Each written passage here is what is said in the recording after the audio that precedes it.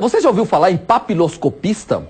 Pois é, uma categoria profissional muito importante numa investigação, mas que nem toda a comunidade sabe o que esse profissional faz.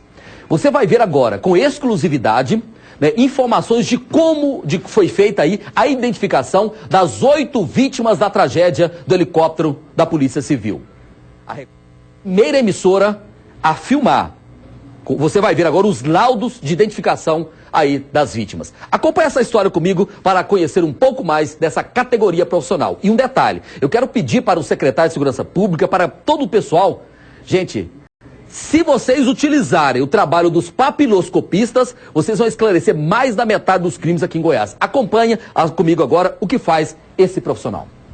Esses são os laudos de identificação dos corpos das 8 vítimas do acidente com o helicóptero da Polícia Civil de Goiás. O jornalismo da Record teve acesso aos documentos em primeira mão. A identificação, através de impressões digitais, foi feita por esta equipe da Polícia Técnico-Científica do Estado, que em menos de 10 horas, após a chegada dos corpos do IML, já havia concluído os trabalhos. Nossa equipe toda com pessoal especializado, com mestrado, com doutorado, uma das melhores equipes do país de necropapiloscopistas, que é especializada em acidentes de massa. Como os corpos foram carbonizados, os papiloscopistas tiveram que recorrer a técnicas especiais para recuperar as digitais das vítimas da tragédia. Aqui nós conseguimos reconstituir o tecido que foi carbonizado. Esse é uma pessoa que foi carbonizada à mão e a gente conseguiu 2 fragmentos. E aí, como a gente tinha outros elementos que induzia supostamente que se tratava de tal pessoa, a gente conseguiu fazer o confronto positivo. E nesse caso, tanto da mão esquerda quanto da mão direita, não foi possível todas as impressões. Mas a gente não precisa de todas as impressões. Tendo em vista que um dos princípios importantes da impressão digital é a unicidade. Ela não se repete, então a partir de um dedo eu posso afirmar que se trata daquela pessoa. Essa mesma técnica foi usada para identificar o copiloto do avião que caiu em Senador Canedo em janeiro de 2011. Nesse acidente, morreu um neto do governador do Tocantins, Siqueira Campos.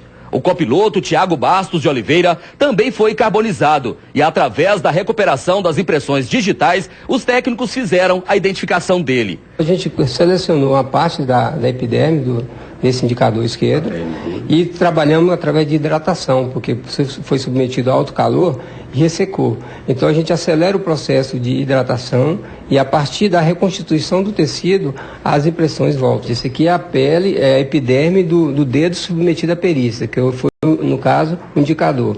E esse aqui é a impressão padrão quando ele requereu o documento de identidade. Pouco conhecida do público, a equipe de papiloscopistas que trabalha nesta sala do IML da capital é altamente qualificada. Simone de Jesus já ajudou a identificar os corpos de vítimas de várias tragédias, dentre elas os deslizamentos de encostas no Rio de Janeiro, em fevereiro do ano passado. Um trabalho extremamente importante, que agora nesses dias está muito na mídia, que é o trabalho de necropapiloscopia. Que é a identificação dos corpos. Que é a identificação dos corpos, que pra gente é um trabalho extremamente nobre, extremamente importante. Nesse caso aqui do acidente de Piranhas, vocês estão varando a madrugada para agilizar esse trabalho. Nós, em respeito aos nossos colegas, nós passamos a noite inteira aqui no IML fazendo os nossos laudos papiloscópicos. Em casos de acidentes, como a queda do helicóptero da Polícia Civil, vários profissionais são recrutados para remover e identificar os corpos. A gerente do Instituto Médico Legal de Goiânia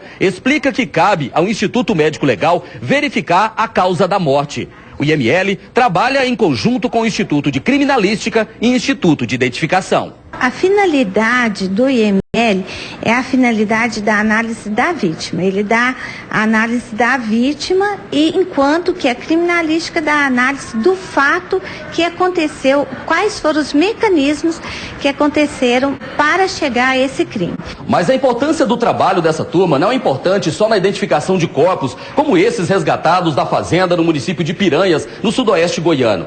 Esse pessoal poderia ser recrutado também para ajudar a polícia a esclarecer casos de furtos e roubos a residências. É que em crimes assim, os bandidos acabam colocando a mão na maçaneta para abrir as portas, colocando a mão nas portas ou até mesmo em objetos dentro das casas ou residências. E toda vez que o bandido faz isso, ele acaba deixando uma impressão digital. Impressão digital que poderia ser a ponta da investigação. se essa turma fosse recrutada para ajudar a polícia. Só que a investigação através das digitais ainda é pouco usada em Goiás. Antônio Maciel, que é presidente da Federação Nacional dos Papiloscopistas, diz que no Distrito Federal, onde a técnica é muito usada, 25% dos crimes são esclarecidos pelas impressões digitais. Você realmente está pegando um fragmento e submetendo a alguém que já está cadastrado. Então, realmente é uma ferramenta importantíssima para a polícia. Simone mostra um laudo em que o trabalho dos papiloscopistas ajudou a prender um ladrão que roubou uma loja de informática. Foram furtados vários notebooks e aí a nossa equipe de papiloscopistas esteve no local, fez o levantamento da impressão deixada pelo autor. Que qual é aí?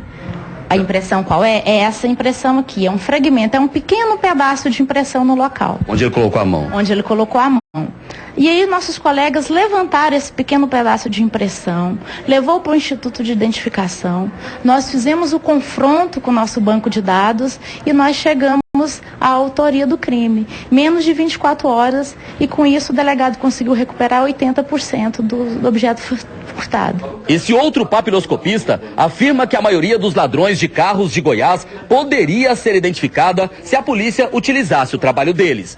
Seja na maçaneta do carro, seja no retrovisor quando ele vai sair com o carro roubado, seja no cofre de um banco, seja no cofre de uma loja. Então ele deixa sua marca lá. Então é essa marca que a gente pega, que a gente coleta no local de crime e a gente vai em busca da identificação dessa pessoa, desse bandido, desse indivíduo. E 90% dos casos nós conseguimos a identificação deles em menos de 24 horas. E o Antônio vai simular para a gente agora como é feito esse trabalho desses profissionais para tentar identificar impressões digitais. No caso, Antônio, de uma garrafa de água como essa aqui. Quem colocou a mão é possível identificar aqui? Exatamente. Todo o suporte que é tocado pela mão da pessoa, fica então aquele vestígio. Seja em qualquer suporte. Cabe ao papiloscopista escolher qual produto vai tentar revelar. Imaginando que essa porta aqui tivesse sido aberta por um criminoso, como é que seria esse trabalho aí? Então eu vou passar, o pó e tentar com cuidado revelar a impressão que existe aqui. Esse é o primeiro passo? É o primeiro passo. Feito isso, eu vou decalcar essa impressão para um suporte que a gente chama secundário e aí submeter a pesquisa no nosso banco. Após passar o pó especial sobre a digital, é usada uma fita adesiva transparente para coletar as marcas dos dedos. Essa fita é sobreposta numa folha de papel em branco, que é escaneada e comparada com as digitais arquivadas nos institutos de identificação de todo o país. As autoridades que fazem investigação desperdiçam a maior prova de um crime? A gente considera a papiloscopia como a maior ferramenta, tendo em vista que ela tem é o único processo de identificação hoje que tem banco de pesquisa. Então é isso aí, parabéns aos papiloscopistas e fica aí, ó, todo carro roubado encontrado no meio da rua, poderia chamar esse pessoal, vai lá, faz a coleta e poderia identificar o ladrão na hora, quem foi que abriu, quem foi a última pessoa que colocou a mão ali no retrovisor, na maçaneta, em algum lugar, quando a casa é arrombada, ou seja, tem que dar mais apoio e dar visibilidade ao trabalho dessas pessoas, porque os papiloscopistas, através das impressões digitais, poderiam aí ajudar a esclarecer a maioria dos crimes em Goiás. Fica aí o meu reconhecimento a essa categoria. Eu volto até o Instituto Médico Legal, onde está o repórter Douglas Fernandes, acompanhando a situação aí da liberação dos corpos das vítimas dessa tragédia na região sudoeste do estado. Douglas. Exatamente, Lori. Só lembrando que 5 corpos, 6 na verdade estão aqui ainda, que é do Aparecido de Souza, o assassino confesso, o Marcel e o Fabiano, que são primos de Paula, primos, né? O Antônio Gonçalves, o superintendente da Polícia Judiciária, o Bruno Rosa Carneiro, o delegado também, e o Dr. Jorge Moreira. Esses corpos ainda deverão demorar um pouco para serem liberados, como nós comentamos em toda a nossa programação, devido aos fragmentos ainda que precisam ser analisados pelos técnicos. E um detalhe também é que neste momento, um movimento muito calmo aqui no Instituto Médico Legal e também no Instituto de Criminalística, porque os profissionais estão descansando para que logo mais, a partir de 6 até 8 horas da noite, eles retomem as atividades para continuar a identificação exata de todos os fragmentos destes corpos.